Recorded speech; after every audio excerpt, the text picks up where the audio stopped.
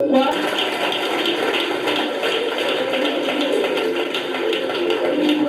Parce que comme je l'ai dit pour le satanisme là, il y a 3 canaux de conversion en fait. Ça sera conduit par le Saint-Esprit. Il y a tellement de témoignages de sorciers, de satanistes. On va commencer par une maman, son témoignage m'a vraiment plu. Elle est venue de la Martinique, de la Guadeloupe. Elle est antillaise, mais de nationalité française, c'est ça? Bon, les Antillais sont françaises, c'est ça? Voilà, parce que c'est les territoires d'outre-mer, je ne sais pas, territoire département d'outre-mer. Voilà, et vous allez voir, quand Dieu est avec toi, ta renommée naturellement se répand. Tu n'as pas besoin de faire des publicités pour ça. Cette maman-là, avec son pasteur, je voudrais qu'on les acclame. On n'a pas le Seigneur Jésus pour leur vie. On n'a pas le Seigneur Jésus pour leur vie. Le pasteur Théo, vraiment, c'est un pasteur que j'admire. Dans une simplicité totale. Quand il est venu, en lui, il ne comprenait pas la sanctification, le dépouillement. Il était même à la limite contre. Il a dit, dans cette année-là, on va plus faire ça, on va plus faire ça. Mais après 2-3 prédications, il a commencé à se fondre dans le bras, à comprendre. Ce n'est pas l'évangile d'un homme, c'est l'évangile du Seigneur Jésus-Christ. Il a dit, si quelqu'un rejette cet évangile-là, ce n'est pas un homme qui rejette, mais c'est le Seigneur Jésus-Christ. Et Thessaloniciens 14, verset 8. C'est un homme que tu rejettes, il n'y a pas un autre évangile. Donc c'est un scandale de dire qu'il y a un niveau de sanctification. Il n'y a pas un autre. La volonté de Dieu, c'est que vous marchez dans la sanctification et présentez un verset 3. La volonté de ça, il n'y a rien d'autre. Donc, logiquement, on ne doit même pas parler de la sanctification. Sinon, c'est un évangile d'impureté, d'impudicité ou de débauche et un évangile à part. Non. Et je crois qu'il a vraiment saisi. Peut-être qu'il va dans son témoignage, il a été le collaborateur de l'un des plus grands serviteurs de Dieu en Afrique, mais bon, je ne dirais pas grand, selon la chair, on dira réellement qu'il est grand. Parmi des présidents se sont convertis, parmi des ministres se sont convertis, il a été son collaborateur direct. Ils dormaient même ensemble, mais il n'a pas regardé à son titre, à son grade, à son expérience. Il est venu se soumettre et les enfants que nous sommes, nous avons prié pour lui et il a été béni puissamment.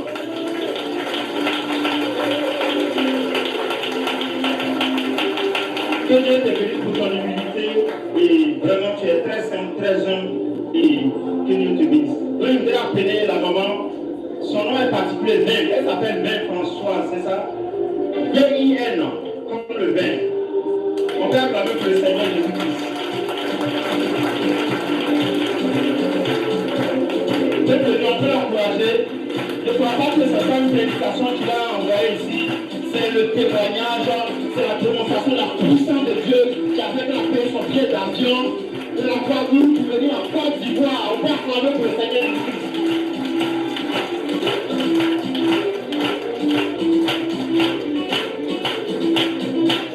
On peut acclamer.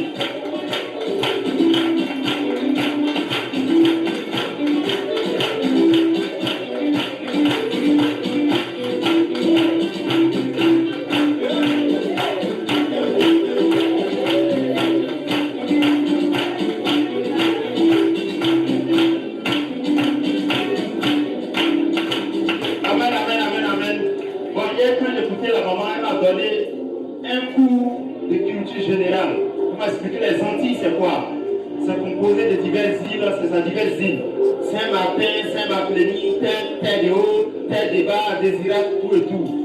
Hier, vous m'avez instruit. Que Dieu vous bénisse. Présentez-vous très rapidement. Voilà, donc avant tout, je voudrais saluer le peuple de Dieu. Voilà, que Dieu vous bénisse et vous garde. Merci. Voilà, donc je me présente. Je suis comme le vin. Voilà, V-I-N, Françoise Evelyne. Voilà. Je viens de la Guadeloupe. J'ai fait 14 000 km pour venir chercher ma délivrance. On ne pas acclamer pour ça. 14 000 km pour venir chercher sa délivrance. Le royaume des cieux appartient à ceux qui sont violents, peuple de Dieu. Quand tu es assis en Côte d'Ivoire, tu es assis en Afrique, tu trouves les moyens de ne pas faire ta délivrance.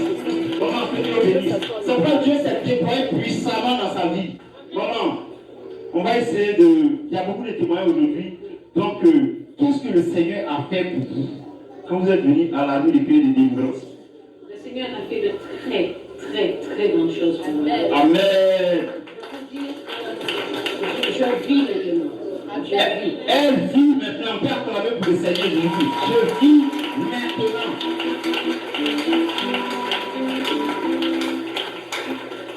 Vous voyez devant vous quelqu'un qui a beaucoup souffert.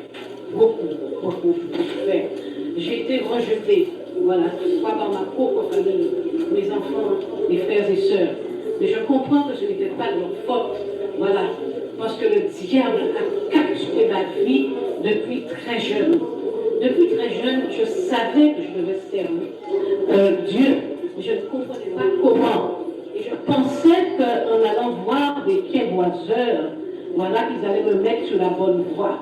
Mais quand vous allez chez les quinvoiseurs, les devineurs, ils vous capturent, ils vous prennent votre vie et vous mettent en servitude, en esclavage. J'ai vraiment été l'esclave des démons, sans le savoir, vraiment, que ça soit permissif. Parce qu'il y a des choses que vous faites, Dieu vous a donné une intelligence. Je vais plus m'asseoir et me dire, mais Seigneur, c'est trop, je souffre trop, pourquoi je souffre ainsi? Mais jamais je n'ai eu cette envie de demander à Dieu, mais pourquoi? Parce qu'il vous prend, il vous capte aussi votre mémoire. Vous n'êtes plus rien, vous n'êtes plus rien, il fait ce qu'il veut de vous. Voilà. Donc, ok, amen. Au fait, on va essayer d'aller un peu vite. Elle a dit quelque chose de très important, j'ai failli pleurer le peuple de Dieu. Elle dit, j'ai peu prier, porter la Bible, dormir avec la Bible. Mais les esprits venaient quand même la nuit. Elle dit, tous les samedis, elle ne peut pas dormir. Parce que quand elle dort, le mari de nuit vient et plusieurs fois la même nuit. c'est exact. Je suis restée 9 mois. Elle est restée 9 mois. Aucun samedi soir, je ne dormais pour m'empêcher d'aller au culte. Mais Dieu est vraiment très grand, Dieu est merveilleux. Je me réveillais, je disais, je n'ai pas dormi, mais je vais au culte.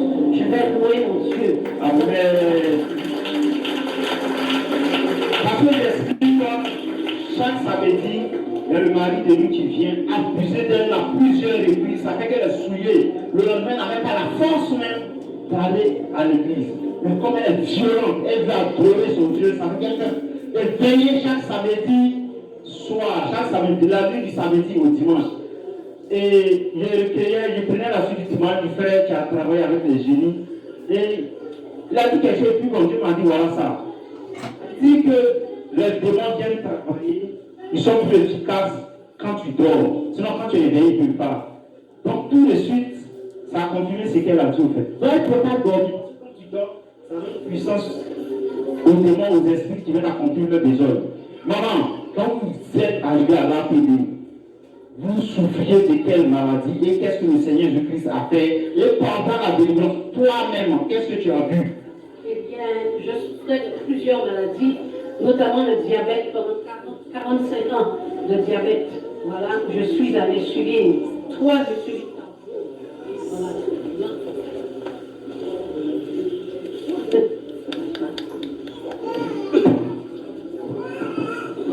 Donc 3 insulines par jour, ça vous fatigue.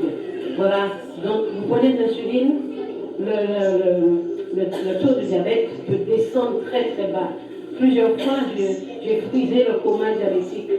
Donc, vous sortez de votre lit comme vous pouvez. Vous vous traînez par terre pour arriver à la cuisine, pour prendre du sucre, pour prendre n'importe quoi. Vous mangez de la confiture, du pain, parce que vous êtes en train de mourir. Voilà, vous sentez que la vie s'en va de vous. Vous prenez donc ce sucre, et tout de suite après, même pas une demi-heure, c'est trop haut. Donc vous devez reprendre de l'insuline. C'est un cercle très vicieux. Et je me rappelle, j'ai envoyé à mon pasteur, en France, il était 3 heures du matin, je lui ai envoyé une photo pour lui dire, pasteur, regarde dans quel état je suis. Mais il y avait la mort sur mon visage. Je peux montrer à n'importe qui sur le portable. C'est vraiment très violent, ça fait peur. Voilà. Donc c'est une maladie qui vous tient. Donc je ne suis plus diabétique à ce jour. On peut acclamer pour le Seigneur Jésus-Christ. On a tout diabétique à ce jour. Le diabète c'est terminé. Le diabète c'est terminé.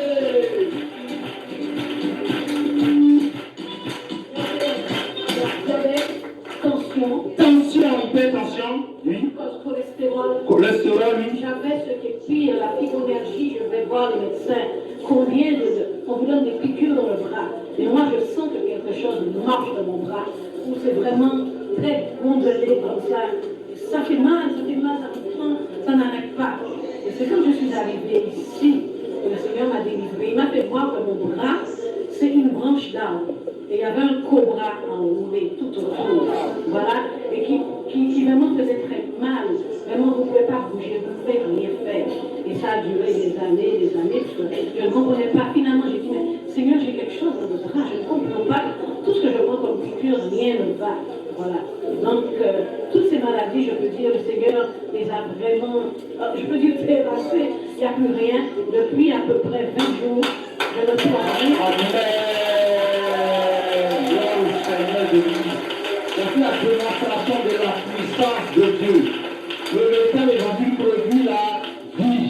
Le véritable évangile délivre, guérit et restaure. Vous avez dit quelque chose de très important aussi. Peut-être si c'est les serviteurs qui avaient dit, maman, on voit un serpent sortir, il va dire, celui-là, ils ont des besoins, c'est vrai. Est-ce que c'est quelqu'un qui t'a dit, maman? Les esprits qui sortaient, est-ce que c'est quelqu'un qui t'a dit? Donc, décris la scène, comment les âmes opéraient, comment les esprits sortaient. Pendant les délivrances, et je veux remercier tous les serviteurs et servantes qui étaient vraiment au service de Dieu, mais Dieu les a utilisés fortement. Parce que dans ma tête, j'ai vu sortir des serpents. J'ai vu un anaconda plonger dans la mer et venir dans mon ventre à 2 reprises. C'est quelque chose de géant. Je me suis dit, mais je n'ai jamais vu une bête comme ça. Vraiment un dragon. Un dragon, mais vraiment, je me dis, c'est pas possible. Mais le pire, c'était, il y avait un, comment on appelle, voilà, c'était le python de Pharaon. Le Seigneur m'a montré avec des yeux jaunes, comme les yeux de Pharaon, comme il faisait. Voilà, et c'était là, il était dans le ventre, il ne voulait pas sortir. Voilà, il a fallu plusieurs séances pour qu'il sorte, vraiment. Mais il a fini par sortir. Il a fini par sortir, il n'a pas de choix.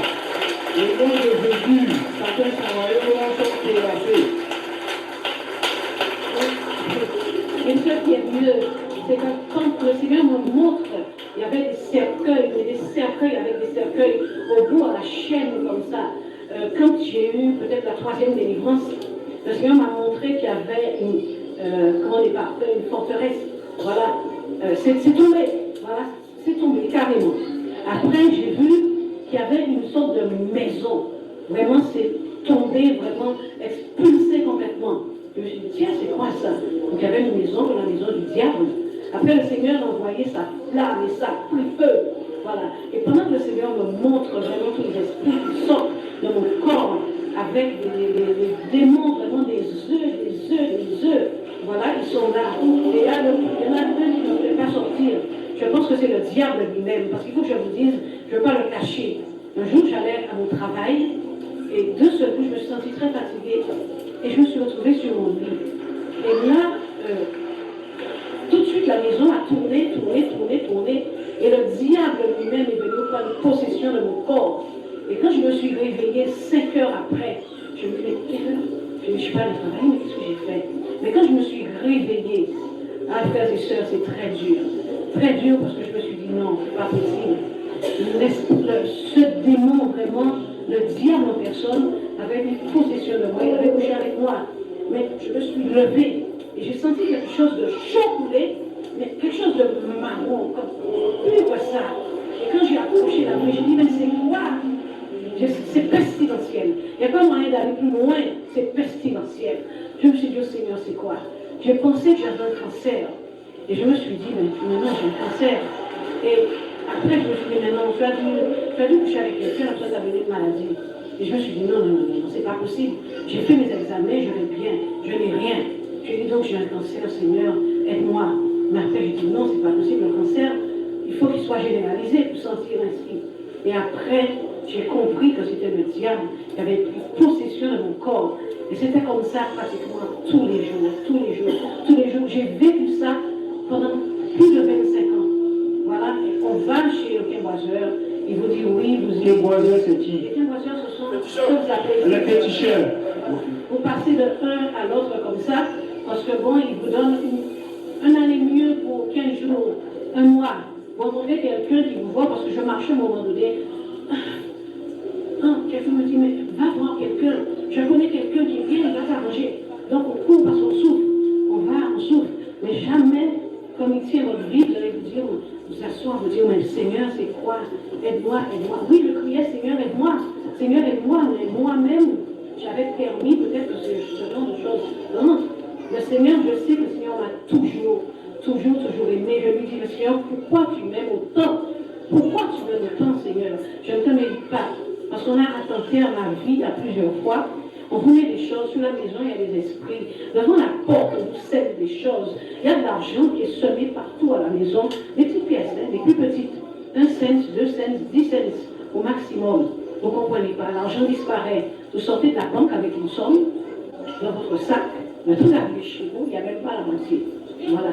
Donc c'est infernal. Et puis j'étais malade tout le temps. Ne pas pouvoir aller travailler, me mettre en maladie. Voilà, parce que je suis fatiguée constamment. Et le diable, ce qu'il fait, j'ai formé beaucoup de gens, puisque j'étais responsable, voilà, que ce soit, j'étais secrétaire des élus, des choses comme ça, des postes bien placés. J'ai fait rentrer beaucoup de gens à mon travail. Mais les gens que j'ai fait rentrer, que j'ai montré, j'ai mis les mains sur les machines, tous ces gens m'ont dépassé, parce que mon dossier est toujours dernier, ou en dernier. On ne me trouve même pas. Donc, j'ai travaillé, les promotions ne sont jamais venues. Quand on fait les allées demander, le dossier, on ne le trouvait pas. Après, on a trouvé le dossier en dernier. Donc, j'ai travaillé des heures indues jusqu'à 2 heures du matin, vraiment, sans avoir été récompensé. Mais le Seigneur m'a récompensé. Amen. Gloire au Seigneur Jésus-Christ. Gloire au Seigneur Jésus-Christ. Peuple de Dieu, elle a parlé de sa maladie, de la maladie qu'elle tenait, dont les maladies dont le diabète. Et je crois que il y a un moment simplement, quand elle a mis le pied à l'APD, on n'a même pas eu besoin de prier pour elle. Elle a été guérie du diabète. Elle est venue comme vous. J'ai suivi son témoignage. Elle est passée ici, elle est partie un samedi. Quand elle est rentrée, elle a foulé le sol. Je dis, le lieu, le temple, quand elle est allée, elle voit que son niveau est descendu à 70. Alors qu'elle traînait autour de 200, 180, 190. Elle dit non, peut-être que la machine ne marche pas. Elle a tout fait, la machine est restée stable. Elle est descendue plus que même la normale en fait. Et le lendemain, il va dire maman, manger ce qu'on n'a pas l'habitude de manger. Elle mangeait les choses sucrées. Elle mangeait sans tenir compte de son régime. Jusqu'à ce qu'elle parte, elle était dégueu totalement et entièrement sans prière de Dieu.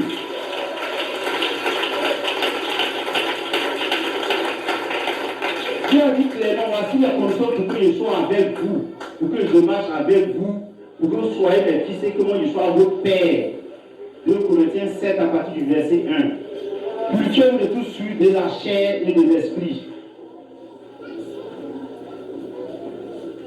Car voici les promesses qui accompagnent les enfants de Dieu. Et ces promesses-là, c'est ça, pour que Dieu marche au milieu de nous, pour qu'il puisse déployer sa puissance et son onction à un certain niveau. Voilà le chemin que Dieu nous montre, de Dieu, maman. Quand vous êtes venu ici, est-ce qu'on vous a commandé de l'huile, de l'eau, tout ça? C'est juste une parenthèse, pas une maman va venir tout à l'heure. Quand vous êtes venu, est-ce qu'on vous a donné des huiles d'onction, de l'eau, des bougies? Jamais. Que la prière. Amen. Que la prière, le nom de Jésus. Que le nom de Jésus. Quand la maman a venu tout à l'heure pour rendre son témoignage, son témoignage est très puissant, peuple de Dieu, parce que beaucoup sont assis ou assises dans les bureaux, mais enchaînés par le diable, qui n'ont pas de vie. Mais malheureusement, comme Satan pervertit l'évangile, ces gens cherchent une réelle délivrance, mais ils n'arrivent pas à trouver. Ils se promènent d'archibishop en archibishop, on leur vend des huiles, des châtelets, on leur vend des eaux bénies d'Israël, d'Égypte, on leur vend des bagues, on leur vend. Alors que le Seigneur a dit clairement, en mon nom, tout ce que vous demanderez en mon nom, je vous l'accorderai. Même les démons nous sont soumis en ton nom. Le nom seul du Seigneur Jésus-Christ est suffisant, tête de Dieu. Comment rêver dans la pureté de l'évangile et chasser la magie, la cabale juive qui est rentrée dans le corps du Christ. Mais on pense que le Seigneur Jésus s'est dit en Israël, donc c'est là-bas on doit aller, ou bien c'est les traditions juives là qu'on va continuer à appliquer. Qui a dit ça? Jésus n'est plus en Israël, il est là où 2 ou 3 personnes sont rassemblées en son nom. Il n'est plus en Israël.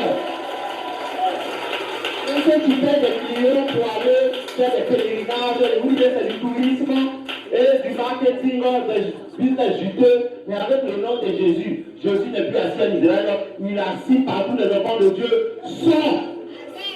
On peut acclamer encore pour le Seigneur Jésus.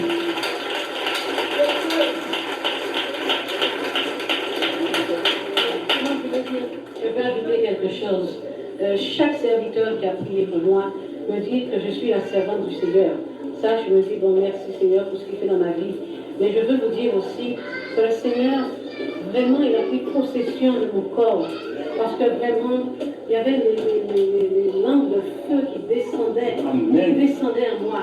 J'ai vu la lumière de Dieu, une grande lumière, arriver depuis le bas jusqu'en haut. Vraiment, et ça fait du bien, parce que ça réchauffe. Là, depuis plus d'une semaine, 10 jours même, j'ai les pieds en feu, j'ai le corps en feu. Souvent, vous voyez comme ça, on dit c'est l'onction, ça brûle, ça brûle. Gloire au Seigneur Jésus. Gloire au Seigneur Jésus-Christ de Nazareth.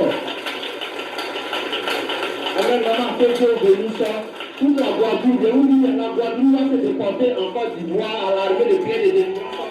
Les Antilles vont se déporter en Côte d'Ivoire à l'arrivée des pieds de délivrance pour la gloire du Seigneur Jésus-Christ. Je voudrais que le pasteur Théo dise un mot. On peut acclamer le Seigneur Christ pour sa vie. Un pasteur très jeune, très effacé, très simple. Pour ceux qui ne le savent pas, il y a une communauté en Guadeloupe, c'est ça. Une communauté au Gabon aussi. Et je crois en France où voilà, il prie pour les gens. Les deux, ok. Gloire à Dieu. Dites le délivreur délivré. Le délivreur délivré. D'accord, d'accord. Répétez, le délivreur délivré. Le délivreur délivré. Encore, le délivreur délivré. Voilà. La puissance, là, qu'on va mettre encore.